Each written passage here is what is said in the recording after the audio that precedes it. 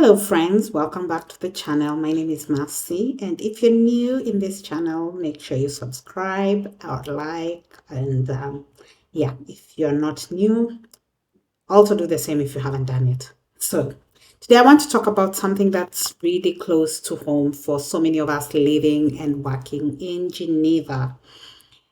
I have had done a few videos since the beginning of the year about the job losses in the NGO sector and how it goes, how it's hard. And one of the things that I keep hearing from other people is, well, everybody's losing jobs, even in the private sector, even in all these other places. But there's quite a big difference between losing a job when you are Swiss and you have, or if you have like a permanent residency, or if you are here by marriage, and somebody who's here on different work permits. So we need to have a conversation about this. Not just job loss in general, but a job loss for non-Swiss and non-EU professionals. Listen, if you've never had to wake up at 3 a.m. to wonder what happens if I don't find a job before my permit expires, you honestly cannot understand what somebody in that frame of mind can do. Yes, we all get stressed, but there are different levels of stress, and there are different. And sometimes thinking that somebody is being overly dramatic is actually not fair, because they are fighting a different struggle from the struggle that you're fighting. Some of these people have built most of their life. And imagine you wake up and you're thinking, will I have to live the life that I built here? The friends, the schools, the community. If somebody has been here for like 15 years and then they have to pack up and leave, you can imagine how that feels. But many people do not understand what these people are going through. So sometimes you can look at it and feel like maybe they're being entitled and they're being unfair. But it's actually really not the same. That's not to say that Swiss national and EU citizens don't feel stress. They do. Job loss is hard for everybody, but the layers are different for people who have temporary residency permits. For non-EU and non-Swiss people, job loss doesn't just mean no salary. It means you now have no permit to live in the country. You have no legal status. You have no security. And for many people, not even a backup plan. Switzerland is a very expensive country, as we all know, and not everybody has savings. And it means that a contract ending can start triggering a countdown. And this is not just a countdown in your head. This is literal countdown. Like, you have to start counting down how long you have left on your permit, how long you have to get a job. And that's something that many of our friends cannot even imagine, because if you're surrounded by people who've never felt any of this, they genuinely cannot understand some of the inner struggles that you fight through. Now imagine somebody even worse who holds a legitimation card. So carte de légitimation, for those who don't know, is what most people who have who work in the international organizations have. And this is really brutal, because you don't even get unemployment benefits, which means there is no financial cushion for you. Even if you could stay, you do not have financial cushion. So unlike the permit B holders who still have a few months of unemployment benefits, you don't even have this. The permit B holders, on the other hand, also have to find an employer who's willing to take over sponsoring their permit, which is also another issue. So for CDL holders, the moment your contract ends, then your residency is no longer valid. I'm not really sure how long how many months somebody's given. I spoke to a few people and asked a few people, and the answer I got varied between a month and 3 months. So I'm not really sure which one is the correct one. So I'm not going to give something that I'm not very sure of. Maybe it depends on the kind of legitimation card somebody had.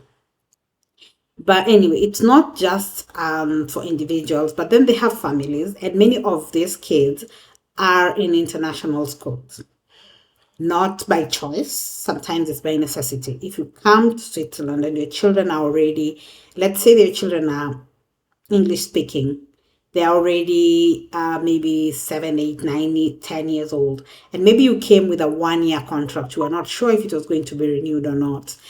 It does not make sense to put your child in a local school, because then by the time they learn the language, it might be time for you to leave. Unfortunately, some of these contracts in international organizations start at 1 year, and then you get renewed for a year, and then you get renewed for 3 years, and then you get renewed for 6 years. And by that time, your child has already settled in the international school, so you cannot even move them.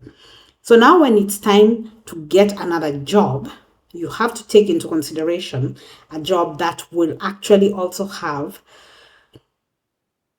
you will also have to get a job that can actually pay for these international schools, because many of them are on the expensive side. So imagine that stress, and imagine knowing that some people get time to figure things out and decide whether they want to stay or leave. And then they also get time to decide if this is also the career they want to take. You, on the other hand, you're just thinking, I just need to find a job. So that's why I'm saying, let us be kind to people who are working in these international organizations, and all these people who are working, all the expatriates who are in Geneva. Be kind to them, because sometimes you don't know what somebody is struggling with, and it's really, really painful, especially for people who they finally, it takes a while to adjust to Geneva. And can you imagine now, somebody has made the effort, has adjusted, and then all of a sudden the job is taken away, and now they have literally months to pack up everything and leave. Funny enough, some of these people, they even had their children here. You can imagine if you had your child here, your child may be 16 years old, and then you lose your job, and now you have to leave the country. Can you imagine the hell that somebody's going through when they're thinking about that? So just for somebody's mental health, be kind to them. And instead of telling somebody things like, the cliche things like, oh, don't worry, you'll find something soon, maybe say something different, like, how can I help? Which branches can I connect you with? Because sometimes somebody just needs to know that you're not just giving them words to make them feel good about themselves for 5 minutes, but you actually do care about them. So some of these decisions can be huge. Some of these decisions can be really, really huge. And many families get broken because maybe maybe if it's a married couple, one of them still has a job, but it's not enough to sustain the complete family. And then the other one has to now leave the country to go and look for a job somewhere else, and, to see where they can end up settling. And it's not easy. It's really not easy. And especially if you do not want to break the kids. I mean, I'm thinking, I have a daughter who's 15 years old, and if I had to leave the country now, and I wouldn't know exactly how to break this to her. Lucky for me that is not our situation, but I just wouldn't know how to. It's taken long for her to be able to make friends, teenagers. She was born here, but teenagers can be mean, and a lot of dramas happen, especially with girls. And just the thought of now, then she has to go start at a new place, and through no fault of her own, and especially when it's something that was not planned. If you knew that, okay, we are there for 5 years and then we leave, so the children are mentally prepared that after 5 years they'll be leaving. But now here we are in a case where most of these people had permanent contracts. They knew that they were here until retirement. So they probably thought, okay, I'm going to be here until my children reach university. Once they reach university and I'm retired, then we can figure things out. So for those who are going through job losses or uncertainty or potential job losses, just learn to start networking, start looking at options, talk to a therapist if you need to, talk to a counselor if you need to, and just be there for the people who've already lost their jobs, because we never know. Yours might be next, and then you would need somebody else to hold on to. And if you're job hunting right now, I mean, things happen and people lose jobs every day. But then on the other hand, one time when I was unemployed, I remember telling my advisor that everywhere I turn, everybody's looking for a job. Are there really jobs in Geneva? I don't understand this unemployment, this very low unemployment rate, because everybody I know is looking for a job. And he told me that's because you're looking at people who are looking for jobs. There are also, every single day, there's somebody somewhere. Every minute of the day is signing a contract for a job. So your job is out there somewhere. And if this is not your purpose, I mean, if your purpose has already been lived through your experience in Geneva, then that's it. And you've moved on to the next level. However, if you feel like this is where you're supposed to be, continue looking, continue trying, and don't wait until you've been told that it's time to go. You can start looking already, you can start networking already, you can start looking at options. However much the options are limited, because all NGOs are cutting people. So, it might be a bit limited, but you know what?